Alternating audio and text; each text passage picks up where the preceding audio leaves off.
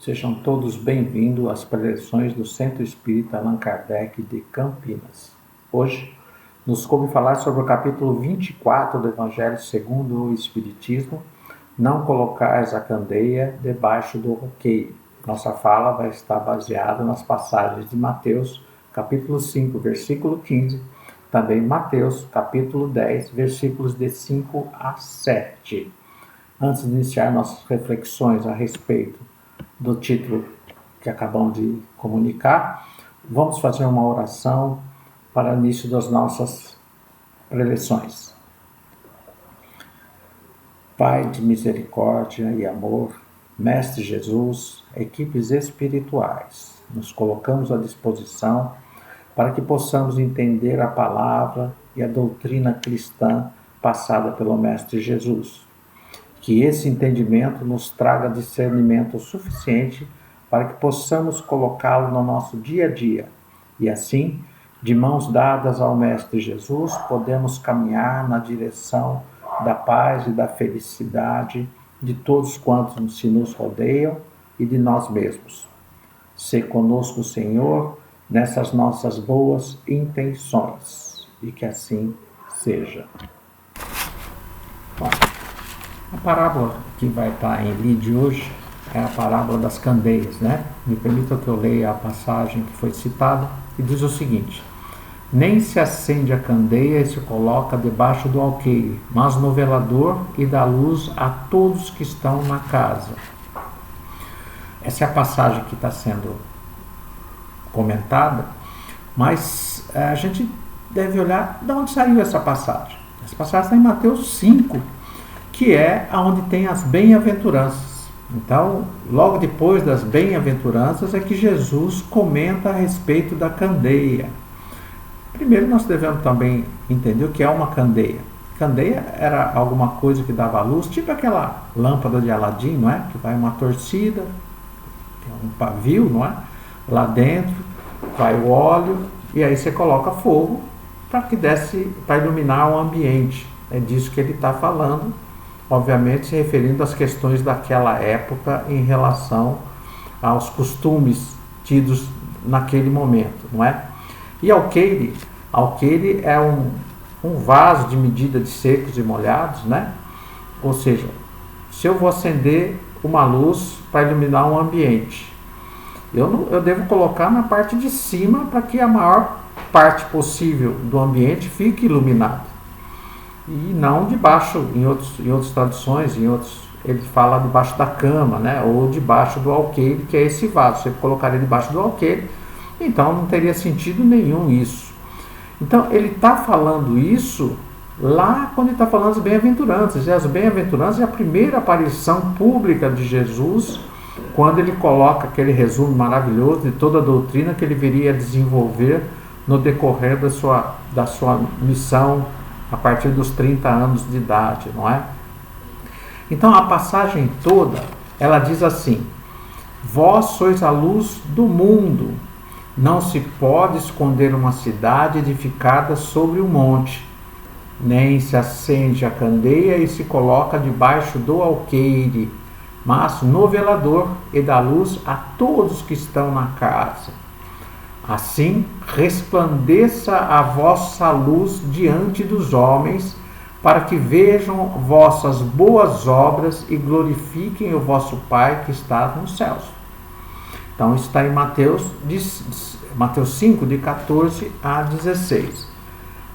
A gente tem que tomar como base também que Jesus está falando de um mundo superior e dando instrução para que a gente possa chegar a esse mundo do qual ele está vindo encarnar aqui para nos trazer instruções, uma vez que ele foi criado simples e ignorante, e através do seu esforço, do seu desenvolvimento intelecto e moral, ele galgou os mundos mais desenvolvidos. E estando lá, retorna ao planeta Terra para nos ensinar como é que a gente faz para chegar lá. É por isso que ele diz: eu sou o caminho, a verdade e a vida. Ninguém chega ao Pai sem mim. É disso que ele está dizendo. Também devemos lembrar o capítulo 2 do Evangelho segundo o Espiritismo, que o título é: o meu reino não é deste mundo. Então ele está falando do mundo espiritual. Toda a sua mensagem vai estar calcada sobre o mundo espiritual. Por isso que às vezes nos parece estranho algumas questões que ele nos coloca, não é? Essa da candeia não é nem tanto porque é um comportamento aqui bem terra a terra, então a gente entende o que ele está falando, embora ele usasse os costumes da época, e assim era necessário, porque quando eu quero passar uma história para frente, eu tenho que usar os elementos que estão contidos naquela sociedade para que a pessoa possa gravar aquela história, não é? Mesmo porque naquela época o analfabetismo era praticamente total e toda a tradição era uma tradição oral. As pessoas passavam oralmente as histórias, e é desse recurso que Jesus está tratando. Ele passa toda a iluminação dada pelas bem-aventuranças e coloca aos seus discípulos que estão em seu derredor, dizendo: olha, vocês recebam essa luz, mas não prendam essa luz em si. Não se feche, não se coloque debaixo do alqueire esse conhecimento, fazendo a relação entre luz e conhecimento, não é? Mas antes deve dividi-lo. Porque o conhecimento é dessas coisas também, mesmo nosso conhecimento do dia a dia, que quanto mais se divide, mais se adquire, não é? E não é diferente com as coisas dos céus, mundo espiritual, tratando os céus como mundo espiritual, que é uma coisa muito mais importante, que nos é perene, porque nós não somos entidades encarnadas, nós somos entidades que estamos encarnadas.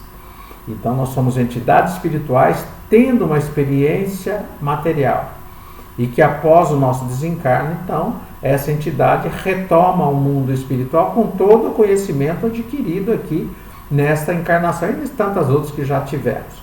Então Jesus, quando trata desse assunto, ele trata nesta direção. Mas tem uma questão aí a ser colocada que Kardec lembra muito bem. Kardec trabalha muito bem esse sentido, né? Quando ele vai pegando passagens da moral cristã, e ele vai colocando em xeque para tentar entender do mundo espiritual o que Jesus estava querendo dizer. Porque aqui ele fala, ele dá essa luz tem que ser dividida. Mas numa outra passagem, me permita que eu leia também, que está lá em Mateus 13, não é? Ele diz assim: e acercando-se dele os discípulos, disseram-lhe: por que lhes fala por parábolas? Ele respondendo, disse-lhe: porque a vós é dado conhecer os mistérios do reino dos céus, mas a eles não lhes é dado. Porque aquele que tem se dará, e terá em abundância, mas aquele que não tem, até aquilo que tem lhe será tirado. Por isso lhes falo por parábolas, porque eles vendo não veem, e ouvindo não ouvem nem compreendem. E neles se cumpre a profecia de Isaías, que diz: ouvindo ouvireis, mas não compreendereis, e vendo vereis, mas não percebereis, porque o coração desse povo está endurecido, e ouviram de mau grado com os seus ouvidos, e fecharam seus olhos, para que não vejam com os olhos, e ouçam com os ouvidos, e compreendam com o coração, e se convertam, e eu os cure. Então, Jesus está explicando por que ele fala em parábolas, porque o entendimento dos apóstolos você diz tanto em relação à luz, mas quando você mesmo esconde essa luz. E ele está dizendo que não é assim, que ele está vindo comprovar a predição de Isaías. Isaías foi um dos profetas que mais predisse a vinda de Jesus, muitos anos atrás da vinda do próprio Mestre, não é?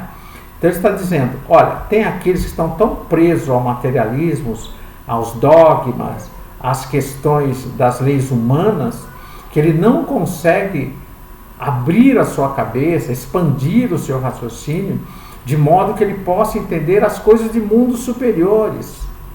Então, eles ficam atados, atrelados às coisas do dia a dia, e não têm ouvidos de ouvir e olhos de ver a verdadeira realidade. Portanto, essas pessoas têm que ser tocadas no coração, porque os olhos estão completamente cegos e os ouvidos completamente moucos. Então Jesus, quando fala isso, ele fala usando toda a linguagem da época, todas as questões de época, não é? Para poder tocar o coração das pessoas daquela que já tem condições de serem tocadas. Que Jesus não falava para todo mundo, falava para aqueles que tinham condições de entendimento. E para aqueles que tinham mais condições, que eram os apóstolos, ele era mais explícito em relação a essas questões. Para os outros, ele falava em parábolas, e aqueles que tivessem condições de entender a profundidade que ele estava a respeito dos mistérios, entre aspas, né, da verdade espiritual, eles iriam entender. E tanto foi que até os nossos dias nós ainda estamos hoje conversando a respeito das instruções do Mestre Jesus, não é? E Jesus, então, ele vai caminhando dentro desse conhecimento, da sua experiência, trazendo coisas dos mundos mais avançados, né? Tem bastante disso lá em Mateus capítulo 13, chamadas parábolas do reino, não é?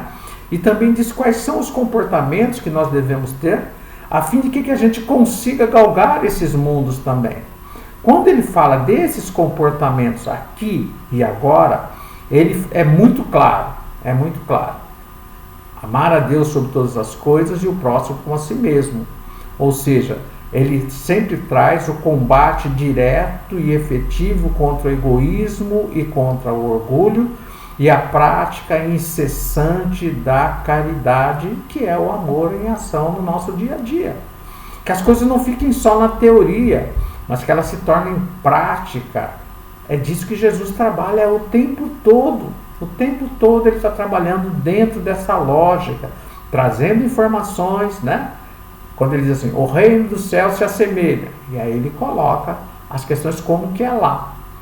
E às vezes ele fala assim, faça isso, faça aquilo, não é? Ama a Deus, faça caridade, combate o orgulho, em várias passagens. Ele vai trazendo isso como a nos ensinar como penetrar esse caminho.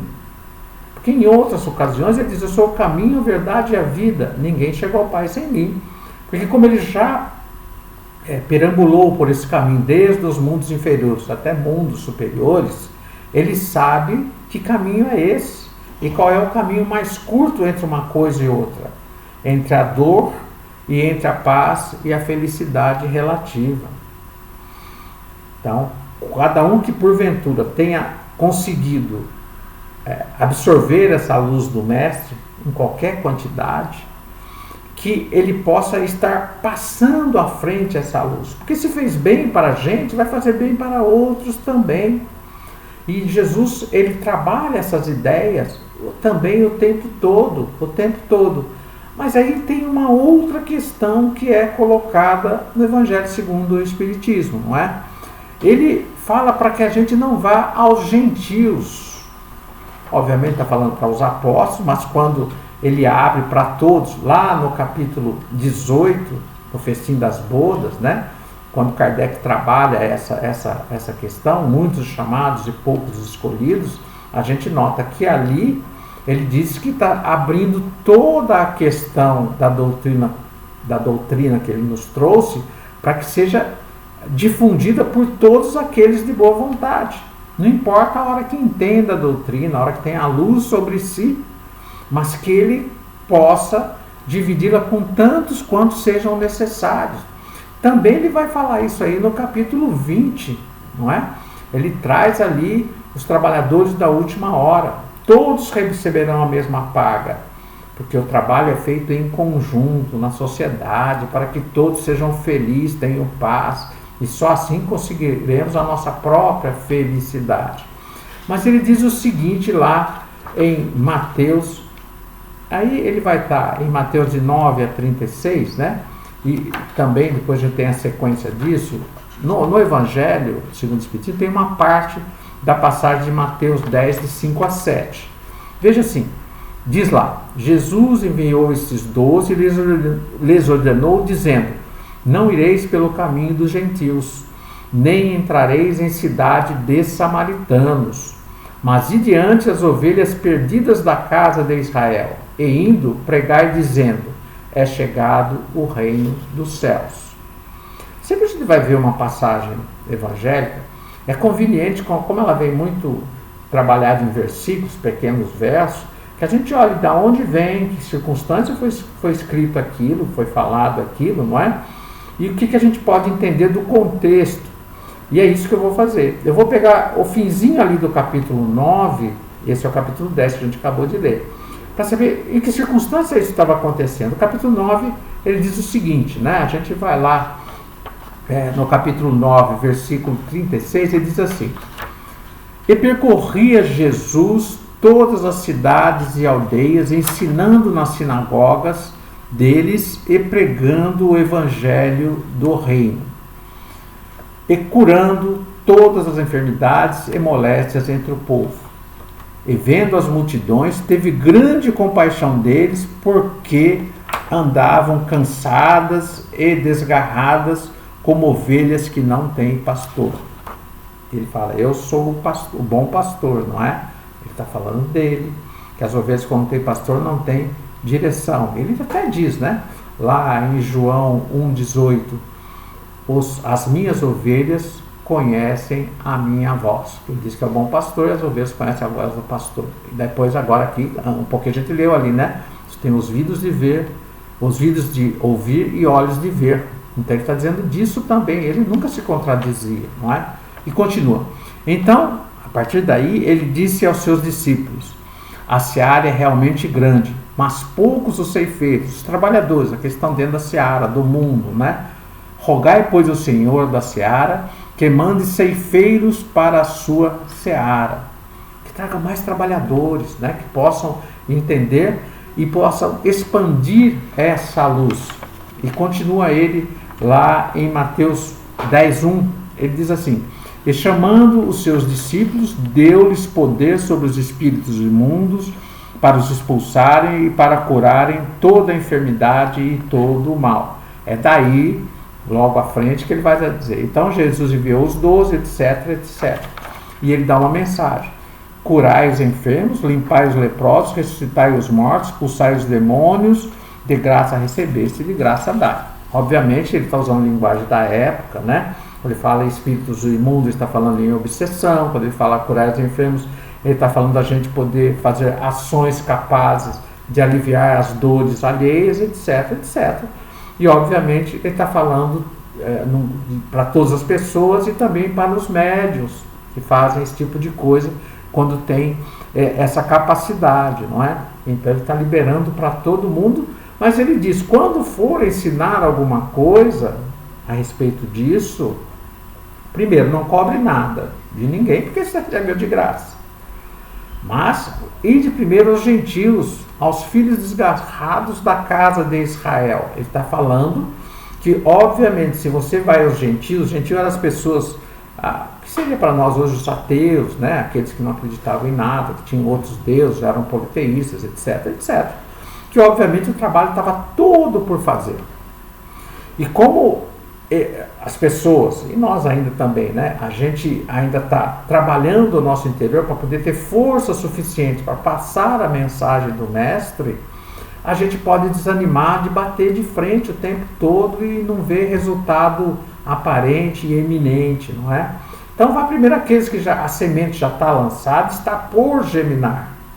Então, é um pouquinho mais que você coloque ali de adubo, um pouquinho mais que você coloque a respeito da luz que vou receber, que eles recebem com mais facilidade e mais bom grado. Então fica menos difícil de você conseguir o sucesso esperado. Então, Jesus não fala que é para só passar para esses, mas passe para todos. Por agora, vá por esse caminho. Ele está indicando o caminho para que as pessoas possam conseguir passar um pouco de luz. E, obviamente, essa luz, quando começa a se dissipar, ela vai atingir também os outros níveis de entendimento. E quando isso for chegando, a gente vai colocando as nossas questões. E assim também é com o Espiritismo, não é? A gente não tem que estar forçando a candeia debaixo do alqueire, não. A candeia é para estar no velador, no teto, para que todos recebam a luz na sua quantidade. Mesmo porque, como diz Jesus, se ele passasse toda a luz que ele tinha, iria cegar as pessoas, como a gente saísse de um quarto escuro e entrasse diretamente olhando para o sol. sem cegar. Então, é aos poucos que nós vamos conseguindo, assim como nós mesmos estamos conseguindo galgar aos poucos esse conhecimento e aos poucos ir colocando no nosso dia a dia essa doutrina cristã que nos eleva, nos acalma e pode nos colocar no caminho do Mestre. Portanto, capítulo 24, de 1 a 10, trata dessa questão do conhecimento cristão e as possíveis controvérsias que poderiam haver quando Jesus fala a respeito de por que ele fala em parábolas, né? E também que a gente deve começar por aqueles que já estão semeados de alguma maneira e por alguma outra maneira ou outra condição qualquer não conseguiram seguir. E a partir daí a gente vai trabalhando o nosso conhecimento. E assim, após a gente ter ouvido as instruções do Mestre Jesus acerca da luz que a gente recebe, né? A gente deve dividir. Um dos meios da gente poder fazer a caridade também é através dos bons pensamentos, as chamadas vibrações, não é? Por isso, eu convido a todos para que possamos fazer uma vibração em prol daqueles que mais necessitam, enviando nossas boas energias, nossos bons pensamentos, a fim de que eles possam ser consolados, possam ser curados na alma a respeito de possíveis problemas que possam estar passando, né? Que tenham resiliência, que tenham paciência, tenham fé e coragem para enfrentar o mundo. Assim, que a gente possa relaxar onde estivermos, fechar nossos olhos, buscar as nossas companhias espirituais, nossas boas companhias espirituais, e dizer assim: é assim, colocando nossa fé de modo prático, podemos vibrar pelos que mais necessitam de amparo e acolhimento, sejam das condições morais ou físicas. Por isso, entremos em estado de oração. Silenciemos nossa mente dizendo: Pai de amor e bondade, nos colocamos diante de Ti, Senhor, apresentando nossa fé em Suas leis e, para tanto, buscamos vibrar, distribuindo bons pensamentos para que atinjam todos os que mais necessitam e possam ajudá-los a recobrar a paz, seja das condições morais ou físicas. Vibremos então pelos cristãos nos hospitais, padecendo das diversas enfermidades, que sejam amparados e, na medida dos desígnios divinos, sejam restabelecidos e reencontrem a saúde.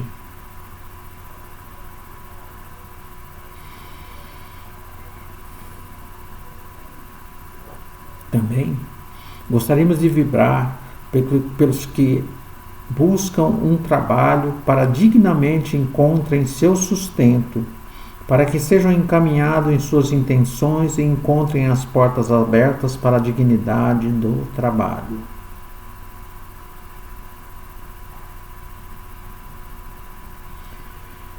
Pelos que choram pelos entes queridos que retornaram à pátria espiritual, que seus corações sejam alentados e mantenham a fé na continuidade da vida e a certeza do reencontro.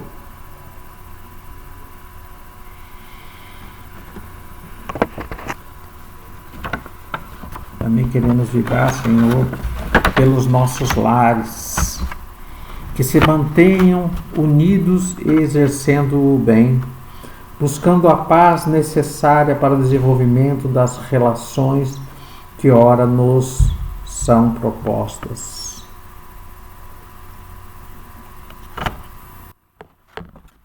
E finalmente, por nós mesmos, que nós, diante das diversidades do caminho, nos mantenhamos firmes na fé e que através dela possamos distribuir sempre paz e sorrisos a todos quantos nos acheguem. Assim, agradecemos a oportunidade de exercer a caridade da doação de energias, na certeza que aliviarão dores e consolarão corações. Que assim seja. Muito obrigado, muita luz a todos os nossos corações.